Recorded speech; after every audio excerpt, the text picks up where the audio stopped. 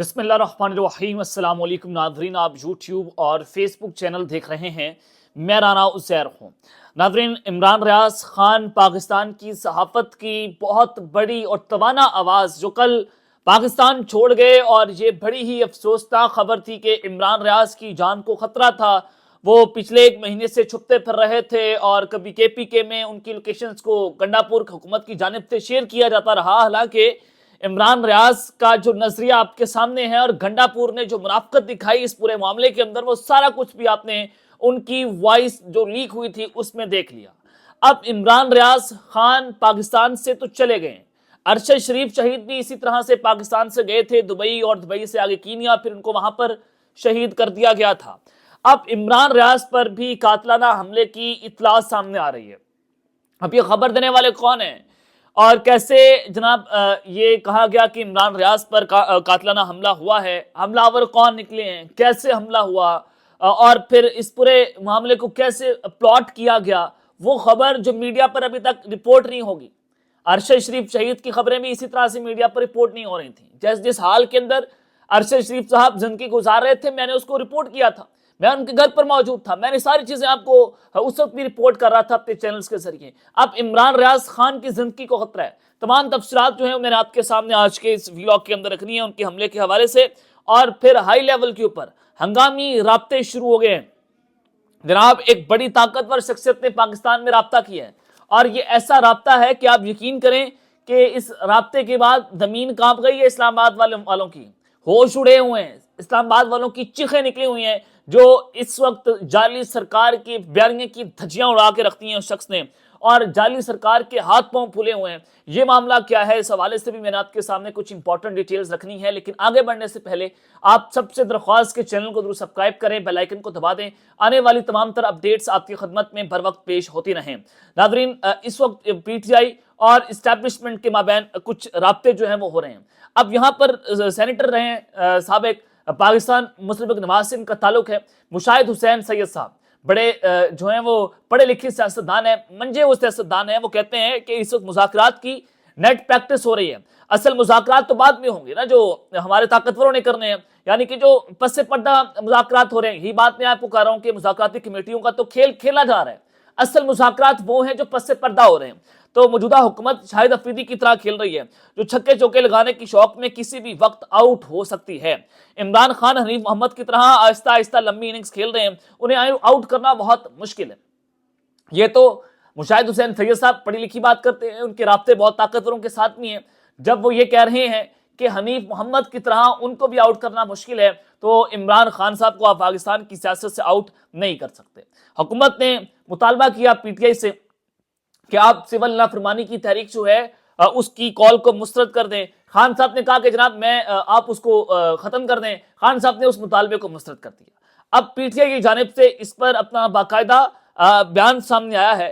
شیخ وقاص اکرم کی جانب سے انہوں نے کہا کہ اگر مذاکرات میں حکومت کی جانب سے سنجیدگی نظر آئی تو سول نافرمانی تحریک واپس لینے کا سوچیں گے۔ اچھی بات ہے، وہ کہہ رہے ہیں کہ آپ 2 قدم تو بڑھے آگے ہماری طرف، ہم پھر اس کے حوالے سے سوچ لیں گے، ہم سول نافرمانی کی تحریک کی جو کال ہے اس کو واپس لے لیں گے۔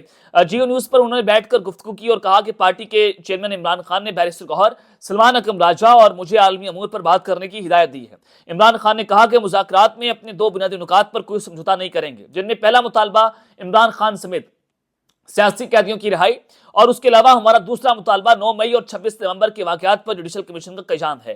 اور یہ ایک جو ہے وہ ساری چیزیں ہیں کہ کمیٹی عمران خان کی گائیڈ لائن پر چلے گی۔ ہم سمجھتے ہیں کہ عمران خان پر تمام مقدمات جھوٹے ہیں، اس لیے ان کو رہا ہونا چاہیے، جس کے لیے مذاکرات کا ایک ٹائم فریم ہونا چاہیے، اس کے بغیر مذاکرات جو ہیں وہ بے معنی ہیں۔ عمران خان سے ملاقات میں مذاکرات کا ایجنڈا سیٹ کر کے حکومت کے سامنے رکھا جائے گا۔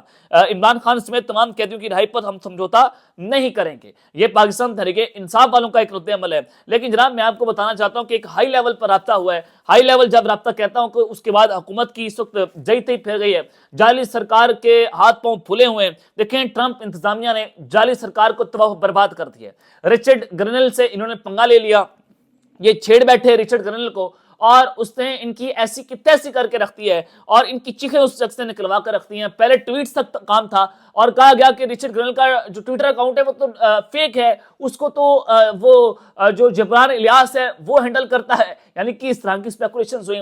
جب یہ بیانیہ آپ کا نہیں چل پایا تو پھر رچرڈ گرنل نے انٹرویوز دینا شروع کر دیے. اس نے انٹرویو میں کہا کہ ٹرمپ انتظامیہ کا جو سابقہ ٹرمپ کی گورنمنٹ ہے اس میں عمران خان کے ساتھ ان کا بہت اچھا تعلق رہا ہے, وہ عمران خان صاحب کے ساتھ ان کا بڑا گہرا تعلق ہے.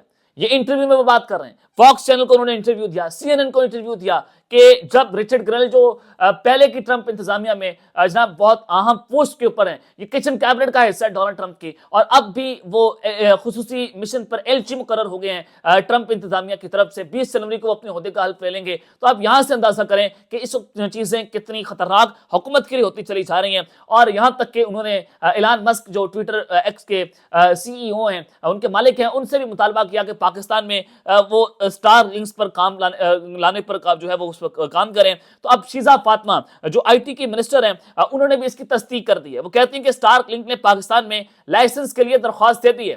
اسٹار لنک سے یعنی کہ پاکستان کے اندر انٹرنیٹ سلو ڈاؤن ہو رہا ہے, اس کی سپیڈ کم ہو رہی ہے, نوجوان متاثر ہو رہے ہیں, کاروبار تباہ ہو رہے ہیں. تو اب اسٹار لنک نے پاکستان میں لائسنس لانے کے لیے درخواست دی ہے اور پی ٹی اے تمام رسمی تقاضوں کو پورا کرنے اور ضرورت پڑنے پر وزارت داخلہ سے سیکیورٹی کلیئرنس حاصل کرنے کے بعد درخواستوں کا جائزہ لیتا ہے. تو لہٰذا اس میں قومی اسمبلی میں انہوں نے جناب کام شروع کر دیا ہے. اور جو ایلان مسک کی اسٹار انٹرنیٹ سروسز ہیں اور چینی سیٹلائٹ کمپنی شنگھائی اسپیس جو قوم سیٹلائٹ ٹیکنالوجی ہے اس میں شامل ہے.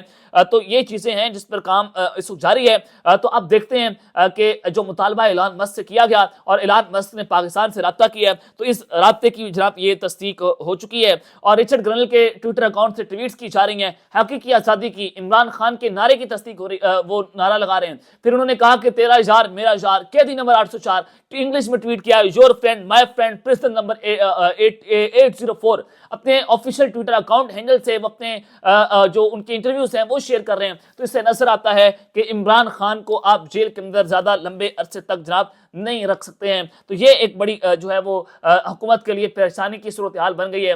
آپ اتنا جو چیزیں ہیں کہ عمران خان صاحب کا امپیکٹ کتنا پڑے گا جب وہ جیل سے باہر نکلیں گے, تو وہ وکٹری کا نشان بنا کر باہر نکلیں گے, وہ ملک سے باہر نہیں جائیں گے, تو اس کا امپیکٹ کتنا ہوگا ان کی سیاست کے اوپر. تو وہ سیاسی خودکشی نہیں کرے گا. عمران خان کو پتہ چل چکا ہے کہ اب ان میں اتنا پانی نہیں رہا کہ امریکہ کو ایبسولوٹلی ناٹ کہہ لیں. جس طرح سے میں نے کہا تھا امریکہ کو یہ لوگ نہیں کہہ سکتے, ان میں اتنی طاقت نہیں ہے. تو لہٰذا عمران خان کو جیل سے باہر نکالنا ہوگا. عالمی دباؤ اتنا بڑھ گیا, یورپی یونین, برطانیہ, امریکہ, اس کے علاوہ جناب کھل کر جس طرح سے ٹرمپ ایڈمنسٹریشن بات کر رہی ہے, تو اس سے چیزیں نظر آ رہی ہیں کہ حکومت کے لیے بہت ہی خوفناک صورتحال جناب بن گئی ہے. ان کے دھڑن تختے کی خبریں اب آنا شروع ہو جائیں گی. اب عمران ریاض کی خبر میں آپ کو جناب دے دیتا ہوں. عمران ریاض صاحب کل پاکستان سے ذرائع بتاتے ہیں کہ عمان مسقط جو ہے وہ چلے گئے ہیں. اللہ تعالیٰ ان کی جان کی حفاظت کرے. بہت مشکل حالات ہیں ان کے اوپر, اور یہ جناب چیزیں میں آپ کے سامنے رکھ دیتا ہوں کہ وہ چیزیں چلیں آپ کے سامنے بھی ہیں کہ عمران ریاض صاحب کس طرح سے گئے, کیسے گئے. لیکن ان کے جو قریبی ذرائع ہیں, جو ان کے قریب رہنے والے لوگ ہیں, وہ یہ بتا رہے ہیں کہ عمران ریاض کی زندگی کو شدید خطرات لاحق ہیں. اس وقت وہ محفوظ مقام پر تو ہیں, لیکن ان کے بارے میں ملنے والی اطلاعات بہت ہی تشویشناک ہیں. گزشتہ ہفتے کے اندر ایک بار ان پر جان لیوا حملہ کرنے کی کوشش بھی ہو چکی ہے. گزشتہ ہفتے ان پر ایک بار جان لیوا حملہ ہوا ہے, ان پر قاتلانہ حملہ ہوا جب وہ پاکستان کے اندر موجود تھے, اور پھر اس کے بعد ان کو پکڑنے کی کوشش ہوتی رہی. اور جب یہ صورتحال حد سے بڑھ گئی تو انہوں نے جو ہے وہ کوشش کی کہ وہ پاکستان سے باہر چلے جائیں, اور اب وہ پاکستان سے باقاعدہ طور پر باہر جا چکے ہیں. اور وہ کہتے ہیں لیکن رب نے ان کو محفوظ رکھا. گزشتہ 1.5 ماہ سے کچھ لوگ مسلسل ان کا تعاقب کر رہے ہیں. گزشتہ 1.5 ماہ سے اور پچھلے 1.5 ماہ سے وہ منظر سے غائب ہیں. ویلاگ سے ان کے آ رہے تھے, لیکن وہ مختلف لوکیشنز کو تبدیل کر رہے تھے. اور ایک لوکیشن پر تو چھاپا بھی مارا گیا جب گنڈا پور کی طرف سے جو ہے ان کی لوکیشن کو مبینہ طور پر شیئر کیا گیا. اب علی امین گنڈا پور صاحب کی گریس سے آپ اندازہ کر سکتے ہیں کیسی یہ غلیظ مینٹالٹی کے شخص ہیں, جس طرح سے وہ لوگوں کے زندگیوں سے کھیل رہا ہے یہ شخص.